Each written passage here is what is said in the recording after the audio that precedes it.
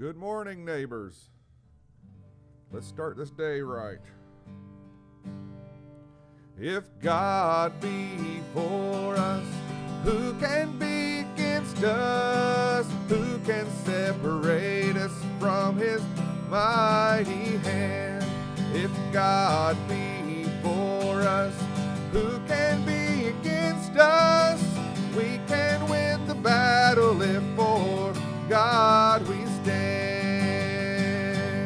Goliath stood boldly defying God's army, and there stood little David, but he did not stand alone. He said, in the name of the Lord I come against thee. He slew that old giant with a sling and a stone. If God be for us, who can be against us? And who can separate us from his mighty hand? If God be for us, who can be against us? We can win the battle if for God we stand. The lions were roaring, fierce and hungry, but Daniel knew the God he served would bring him out. The king cried, O Daniel, has thy God delivered thee? Daniel said, my Lord has shut the lion's mouth. And if God be for us, who can be against us? And who can separate us from his mighty hand? If God be for us, who can be against us? We can win the battle if for God we stand.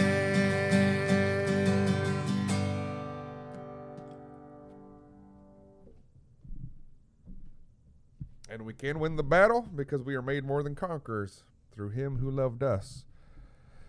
I want to read in 1 Samuel chapter 17 and verse 44. You don't even have to go to Sunday school. You've heard this story about David and Goliath. And we'll start with verse 44. And the Philistine said to David, come to me, and I will give thy flesh unto the fowls of the air, and to the beasts of the field. Then said David to the Philistine, thou comest to me with a sword, and with a spear, and with a shield. But I come to thee in the name of the Lord of hosts, the God of the armies of Israel, whom thou hast defied. This day will the Lord deliver thee into mine hand, and I will smite thee and take thine head from thee, and I will give the carcasses of the host of the Philistines this day unto the fowls of the air, and to the wild beasts of the earth, that all the earth may know that there is a God in Israel. That's an important part. It's not just David out there being, arrogant and all these things. He's standing up for the Lord. Goliath and the Philistines have defied God's army and defied God himself. So he says, this is going to happen so that all the earth will know that there is a God in Israel. Israel was lifted up for the world to see, because Israel is, behold, the Lord thy God is one God. And the world that in that time, they were surrounded by pagan cultures with multiple gods, but in Israel is one God. And he is the creator of heaven and earth. He is the one who set us apart. Look to us and find your salvation. What, not just us, but through us, to the one who's created us and has set his glory here. But of course, people didn't like that. Other countries didn't like that, and sometimes Israel itself didn't like that. But Goliath, he stands there boldly defying them. So David is doing this. God is using David, this young man, to do this, so that God himself will receive the glory. And David realizes that. And in verse 47, all this assembly shall know that the Lord saveth not with sword and spear, for the battle is the Lord's, and he will give you into our hands. See, the battle is his. He's going to do this. We are just tools in his hand. If we can just believe in him and be humble in ourselves. And it came to pass, when the Philistine arose and came and drew nigh to meet David, that David hastened and ran toward the army to meet the Philistine. That really has always stood out to me. In a lot of times in the movies or whatever you picture, you see David's just standing there kind of getting ready to throw it from a distance, but it says he hastened and he ran towards them. He's got this sling and he's running right into the face of this giant. And David put his hand in his bag and took hence a stone and slang it and smote the Philistine in his forehead, that the stone sunk into his forehead, and he fell upon his face to the earth. So David prevailed over the Philistine with a sling and with a stone, and smote the Philistine, and slew him. But there was no sword in the hand of David. Therefore David ran and stood upon the Philistine, and took his sword, and drew it out of the sheath thereof, and slew him, and cut off his head therewith. And when the Philistines saw their champion was dead, they fled. I actually preached an entire sermon on that, those two little words, their champion. The Philistines have put their faith in this mountain of a man, that he could do this with his power, and all these men that he has killed in these battles. And, Israel, the armies of Israel are afraid to fight him. But I like how this is put, when they saw their champion. See, we have a champion.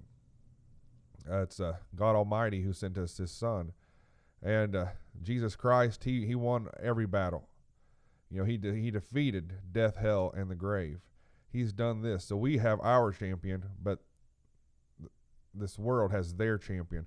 They think through their great intelligence and power and might and money and all these things, they're going to cure all the diseases and fix everything. But because they've lost their faith in God, and they've put their faith in their champion, they're just lost. This world is just going off the rails, and they keep saying, we're going to make it better. There's no amount of money or intelligence that's going to stop these things. It's only God. He's the only one who can stop these things. He'll put a time limit on it. He can heal all the diseases. He can do all these things if we put our faith and trust in him. And we just have to listen to his word, what his will would be.